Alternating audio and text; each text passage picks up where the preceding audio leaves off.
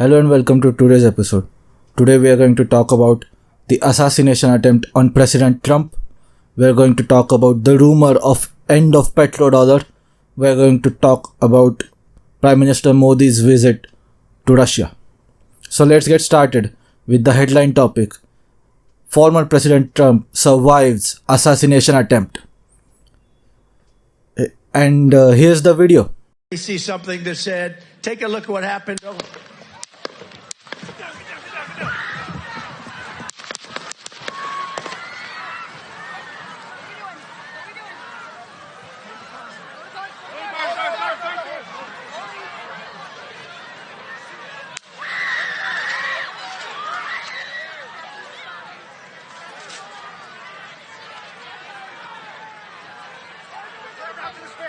Move his fair. Hold. When you're ready. On you.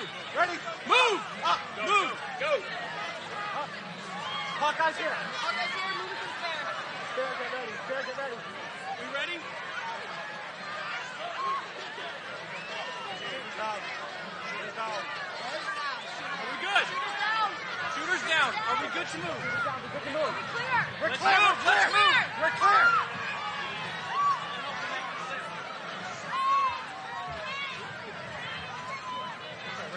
Come on. Let me get my shoes. I got you, sir. I got you, sir. Let me get my shoes. Hold that in your head, it's bloody. So we gotta move to the car. Let me get my shoes. Watch out. Wait.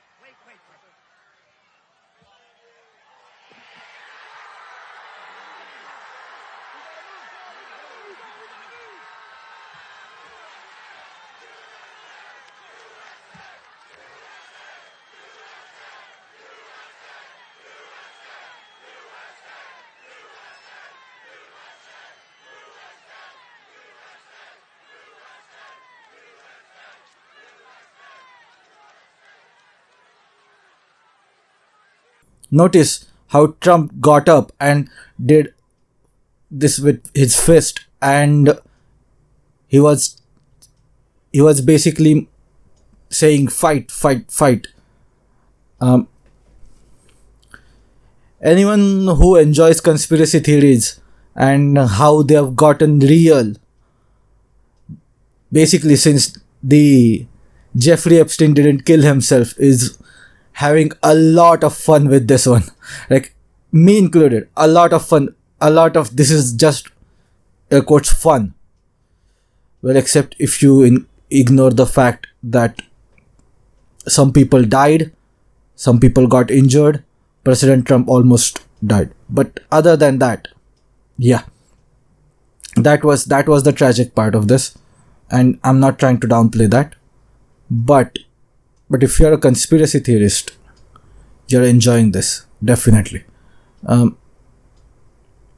Tucker Carlson few months ago said they tried to impeach him, it didn't work. They tried all these indictments and lawsuits, it didn't work. We are speeding towards assassination. What do you think the future holds? Is it... I don't know. I mean, are they going to let Trump be president? Of course. I mean, look, if, they protested him, they called him names. He won anyway. They impeached him twice on ridiculous pretenses.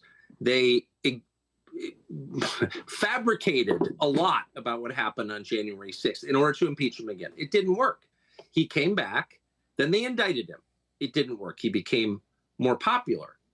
Then they indicted him 3 more times, and every single time his popularity rose. So if you begin with criticism, then you go to protest, then you go to impeachment, now you go to indictment, and none of them work, what's next? I mean, graph it out, man. We're speeding toward assassination, obviously, and no one will say that, but I don't know how you can reach that conclusion. You know what I mean? Like, they have decided, permanent Washington, both parties have decided that there's something about Trump that's so threatening to them, they just can't have him. I mean, they're putting him on trial in March of next year in the J6 case, which basically consists of trying to send him to prison for the rest of his life for complaining about the last election. That's literally what it is. again, if this were happening in Moldova, the State Department would issue an all-hands-on-deck order to let the world know this is not a legitimate government. And yet our government is doing it. It's like it's really hard to overstate how bad this is. And I don't know where it's going, but there's a collision that's clearly imminent. And by the way, the president is senile in a way that's impossible to deny. Biden's not running the government, so like, I don't know, man. I've never been this worried about anything as I am about where this. And yeah, that's I think that's what has happened. We don't know at this point if it was a lone gunman, like the JFK assassination, the lone gunman. We don't know. Biden was also quoted saying something about the bullseye. We have to bullseye this Trump person or something. Let me find the exact quote.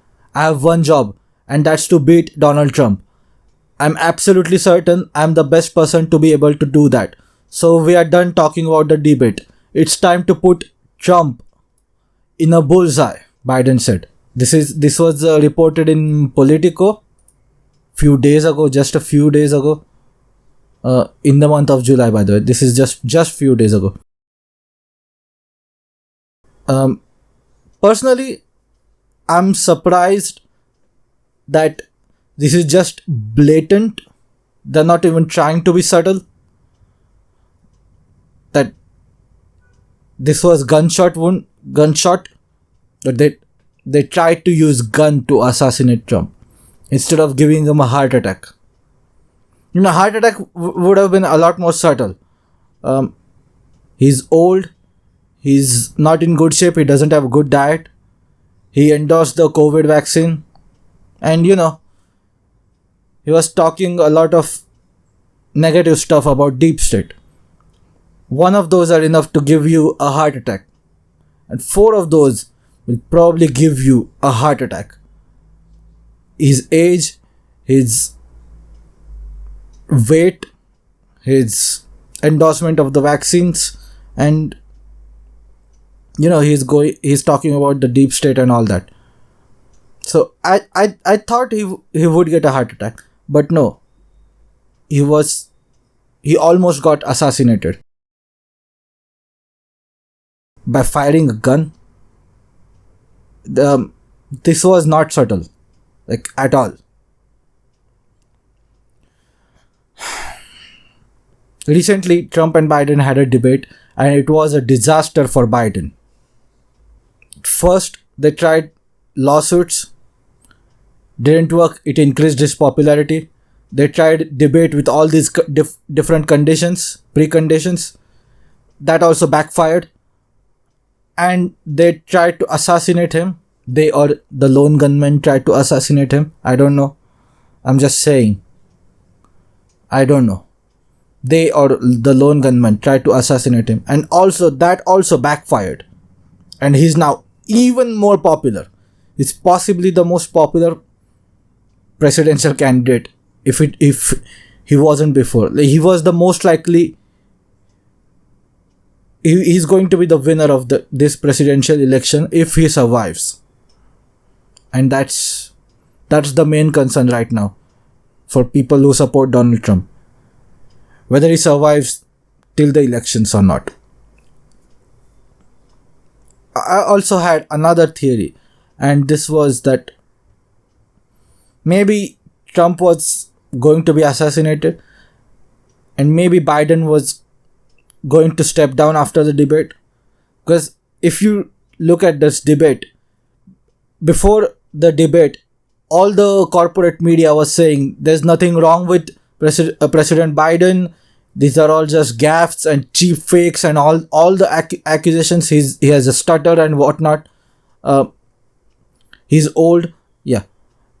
And after the debate, it was as if a switch was flipped and everyone was going, yeah, Biden needs to step down. Biden needs to step down. And all the people who were saying Biden needs to step down, all the Trump supporters who were saying Biden needs to step down, are now saying, he needs to stay in the race. Because they know the impact of the debate, and they would like to see Trump get revenge for the loss in 2020 elections. So that's why they don't want Biden to step down. The roles have flipped. Now the corporate media is saying Biden needs to step down. So anyway, maybe Trump would have gotten assassinated. Maybe Biden would have stepped down because of his old age and whatnot. And maybe both the Democratic Party and the Republican Party would have chosen younger presidential candidates with a return to establishment politics. Instead of the populist politics the US has gotten since 2015 with Donald Trump and Bernie Sanders, they probably would have liked a return to the establishment politics of Bush and Obama. And maybe that's what the plan was.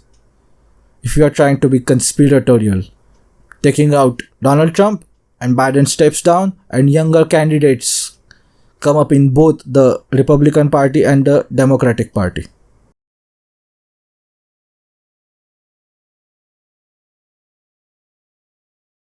Yeah, this is the small table lamp that I use for lighting my face. It's good enough. So that's the main topic. Anyway, he's safe now. His image of his photo of him doing the fist, raising his fist, has gone viral, and that's like, you can make album covers out of that. You can make like photographs and all the propaganda you can do with that photograph. It's powerful. It's really powerful. Some people are saying this will go down in history books, and other people are saying, you know what, people will forget about it in a month or so, because people have short attention spans now. Unfortunately, I'm leaning towards the short attention span theory. I don't think it will. All the outrage and passion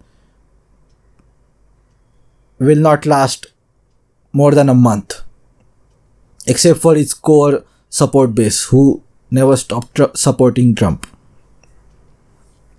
So things have gotten interesting. Things have gotten really chaotic in the multipolar world. Kenya had also protests with the IMF conditions. French elections. France had elections. Basically, the centrist Macron party was losing to the right-wing party, so they decided to gang up. The centrists decided to collaborate with the leftists and gang up and put the right-wing party out of the race, basically, and make sure the right wing stays away from the government. That's the French election. UK elections, same. Most of Europe is going towards the right, and UK is going towards the left. Iran has had elections as well, and they have elected a reformist, but the power still lies with the Ayatollah. So we'll see how much reforms take place in Iran. What else? The end of petrodollar rumor. Rumor started circulating that Saudi Arabia has decided to not renew petrodollar agreement with US. What is petrodollar? Petrodollar system is mandating the trade of oil in US dollars only. In theory, it's not mandatory to trade oil in US dollars, but in reality, yeah, it's pretty much mandatory. Otherwise, US government will try to overthrow you. The deal was struck between Saudi Arabia and United States in 1974 after the end of gold standard and the oil crisis. In this deal, Saudi Arabia will sell oil only in US dollar, and in exchange they'll get US military aid and equipment. This deal reinforces US dollar as global reserve currency. The issue with this rumor is Saudis have been selling energy in yuan according to some other reports. Second issue with this rumor is US has multiple military bases in Saudi Arabia, and Saudi military buys most, if not all, of its equipment from United States. Same goes for many other Gulf states. This was one of the complaints of Osama bin Laden, the former leader of Al-Qaeda terrorist organization. De-dollarization is not a new phenomenon, by the way. The biggest comparator to US dollar has been the euro, at least before 2008 or till 2008. US left Europe behind after the 2008 financial crisis. So why wasn't Europe antagonized by US like China is? If Europe was the peer competitor of United States, why didn't US complain about democracy in Europe?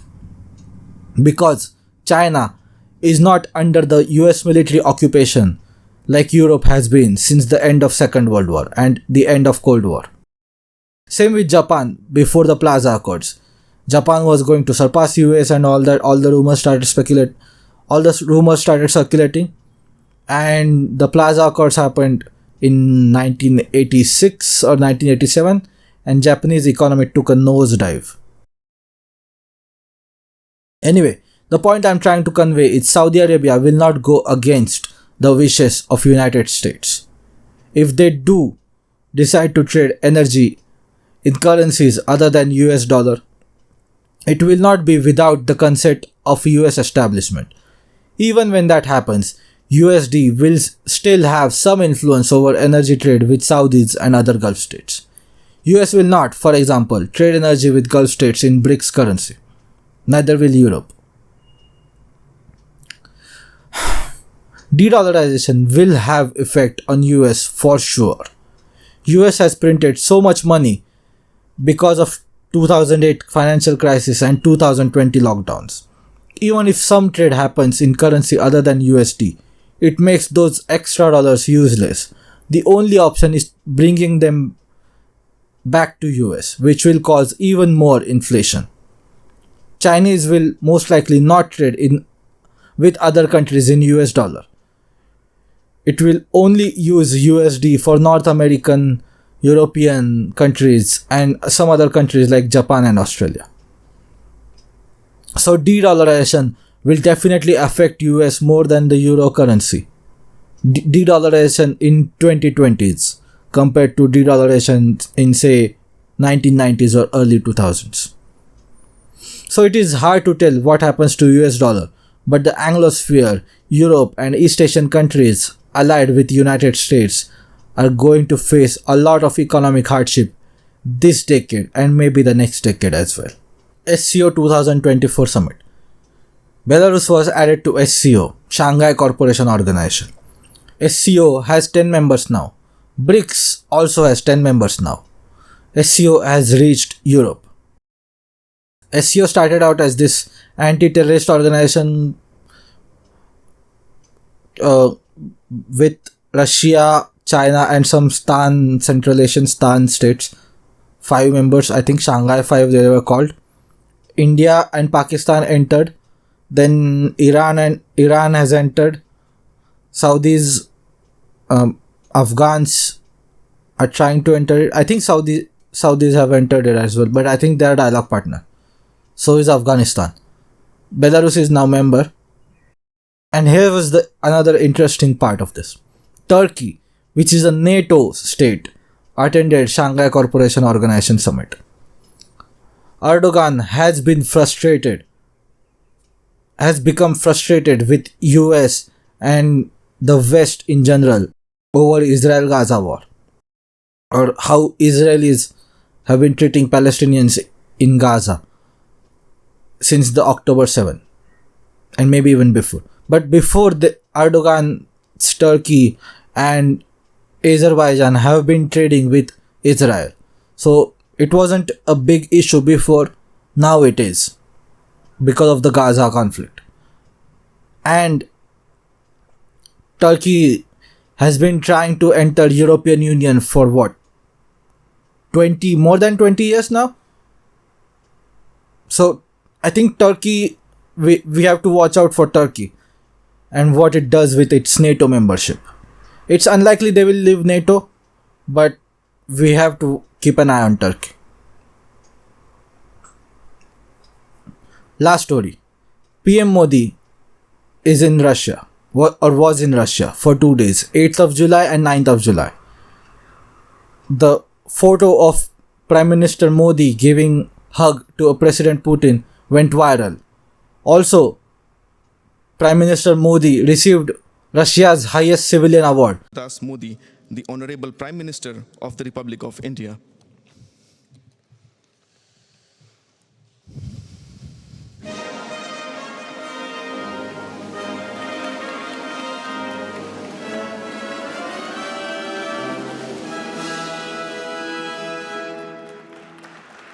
This was announced in 2019, but then COVID happened and all these other conflicts have happened, and this was postponed till 2024. India and Russia have reached a nuclear deal. Russia will build nuclear power plants for India. Nuclear is the energy that India has to go with, and I think the Indian government is realizing it slowly. Sure, we can have solar power, we can have hydroelectric power, we are trying to reduce our reliance on coal, but in the short term we have increased coal consumption. In the long term, for India, nuclear is the way. Also, what they discussed most likely was the issue of trade imbalance, where India is buying a lot of energy from Russia since 2022, and Indians have been paying to Russians in rupees, and Russians don't have any choice but to invest those rupees back in the Indian stock market or Indian economy, because rupee at this point is not a powerful currency. India has trade deficit with most of its top 10 partners. I think it has trade surplus with US and with European Union, but it has trade deficit with Arab countries because of oil. It has trade deficit with China because of we are not exporting a lot of stuff to China, and we are importing a lot of stuff from China. We are also buying a lot of energy from Russia. So there is a trade imbalance, and that makes Indian rupees a weaker currency. The Indian government has been trying to address this problem with increasing manufacturing and exports from India to other countries, but this will take some time for India to achieve a total net trade surplus, where we are getting more money back from other countries compared to what money we are sending to other countries. United States was unhappy with the Indian-Russian visit of Prime Minister Modi to Russia, because it coincided with NATO's 75th summit. It was very close to NATO's 75th summit. President Biden has had a lot of gaffes in the NATO summit. He said, for example, inappropriate stuff about the NATO General Secretary General Stoltenberg's wife. Here's the clip. Secretary, you've guided this alliance through one of the most consequential periods in its history. I realize, I was talking to your wife, I personally asked you to extend your service. Forgive me. And you put your own plans on hold. He also said President Putin, president of Ukraine. And now I want to hand it over to the president of Ukraine, who has as much courage as he has determination. Ladies and gentlemen, President Putin. President Putin. He's going to beat President Putin. President Zelensky. I'm so focused on beating Putin, we got to worry about it. Anyway, Mr. President. I'm better. You are a hell of a lot better.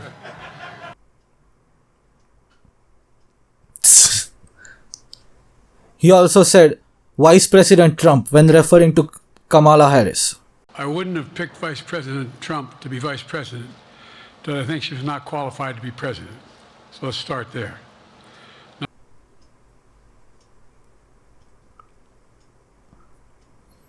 Garcetti, US ambassador to India, has made some statements. India should forget about strategic autonomy. India, and I respect that India likes its strategic autonomy. But in times of conflict, there is no such thing as strategic autonomy. We will, in crisis moments, need to know each other. I don't care what title we put to it, but we will need to know that we are trusted friends, brothers and sisters, colleagues, that in times of need, in the next day, be acting together. That we'll know each other's equipment, that we know each other's training, we'll know each other's systems, and we'll know each other as human beings as well. No. The only reason why we are getting close to American military is because of China, and US is the India's hedge against China, and Russia is India's hedge against United States. And at this point, we have nothing to worry about our relationship with Russia. So at this point, we don't really need a hedge against Russia. Maybe China is a hedge, but not really. Also, United States also acts as a hedge against Russia. So there's that. Anyway, this was a short episode because there wasn't much stuff except for this breaking news. I hope President Trump recovers. A lot of people are starting to endorse Trump now. All the social stigma about endorsing Trump is now gone because of this assassination attempt and because of that debate. So, I wish him best luck. That's it for today's episode. Thank you so much for tuning in, and I'll see you guys very, very soon.